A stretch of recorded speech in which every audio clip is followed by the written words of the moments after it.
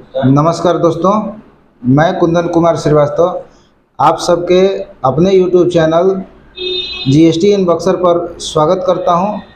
पिछले वीडियो में हमने बात किया था कि एक प्रोप्राइटरशिप में अगर कोई रजिस्ट्रेशन जीएसटी का लेना है तो उसके लिए क्या क्या डॉक्यूमेंट ज़रूरी होता है।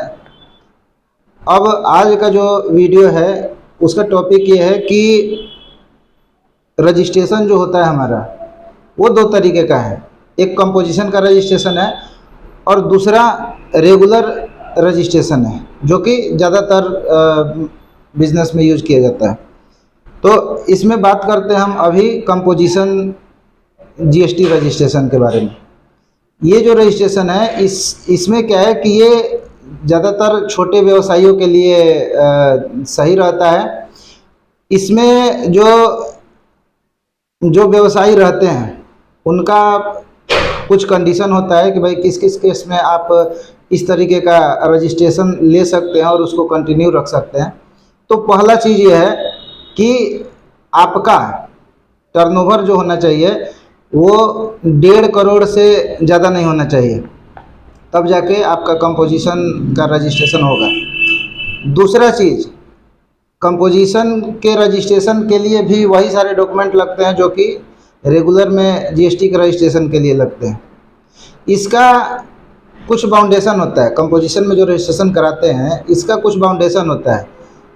इसमें पहला बाउंडेशन ये है कि आप जिस स्टेट में रजिस्ट्रेशन लिए हुए हैं उस स्टेट से बाहर आप कोई भी प्रोडक्ट अपना सेल नहीं कर सकते। अपने जीएसटी पे बाहर से कोई प्रोडक्ट मंगा सकते हैं, मंगाने में कोई बाउंडेशन नहीं है, लेकिन आप अगर सेल कर रहे हैं तो आपके स्टेट से बाहर आप नहीं कर सकते हैं।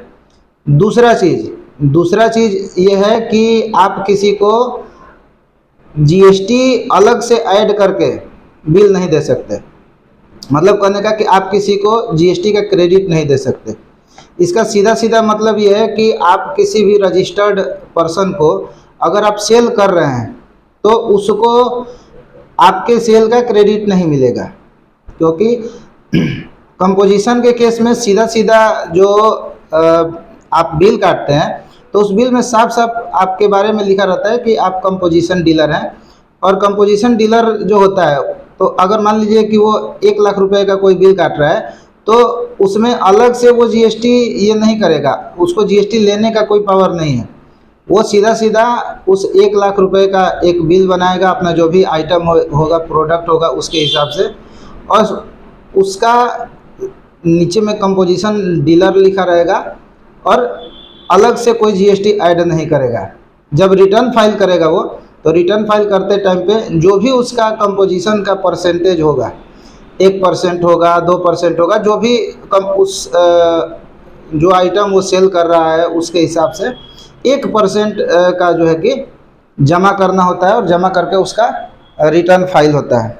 तीसरा चीज़, अगर किसी भी प्रोडक्ट का उसको एजेंसी लेना है या फिर कोई सरकारी एजेंसी लेना है, किसी प्रोडक्ट के सप्लाई का एजेंसी लेना है, तो उस केस में जो है कि कंपोजिशन का जो है काम नहीं करेगा, उसका रजिस्ट्रेशन काम नहीं करेगा।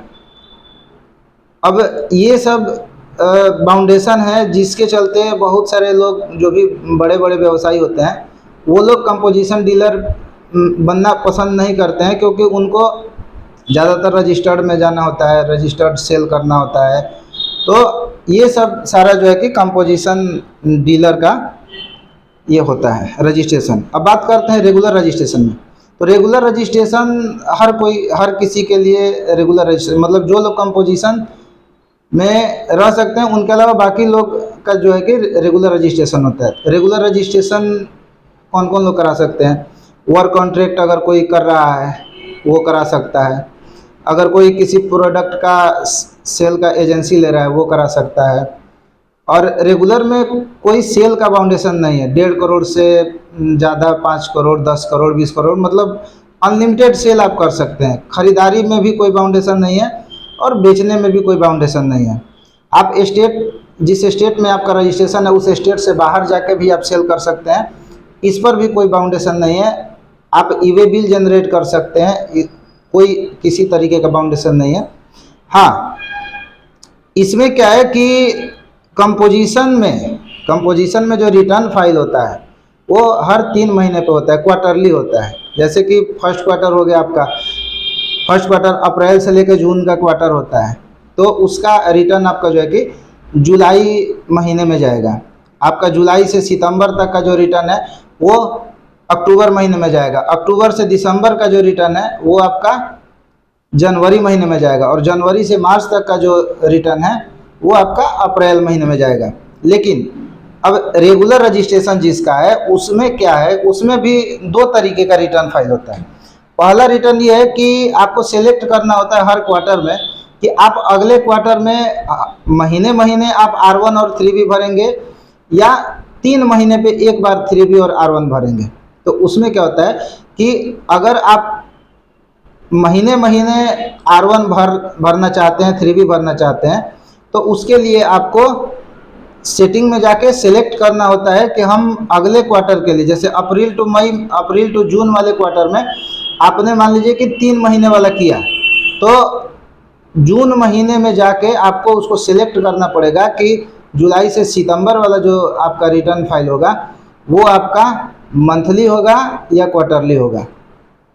तो ये बात रही हमारी कंपोजिशन रजिस्ट्रेशन और रेगुलर रजिस्ट्रेशन की। तो ये हमारे पास कुछ क्वेरी आई थी कि हमारे कस्टमर्स की भी क्वेरी आई थी, और हमसे कुछ और भी लोग बोल रहे थे कि भाई कंपोजिशन और रेगुलर रजिस्ट्रेशन में क्या डिफरेंस है, कौन सा हमारे लिए लेना ठीक रहेगा, कौन सा लेना ठीक नहीं रहेगा। तो आज का ये टॉपिक रखा गया जो कि बहुत लोगों को हेल्प करेगा। तब तक के लिए नमस्कार, जय हिंद, जय भारत।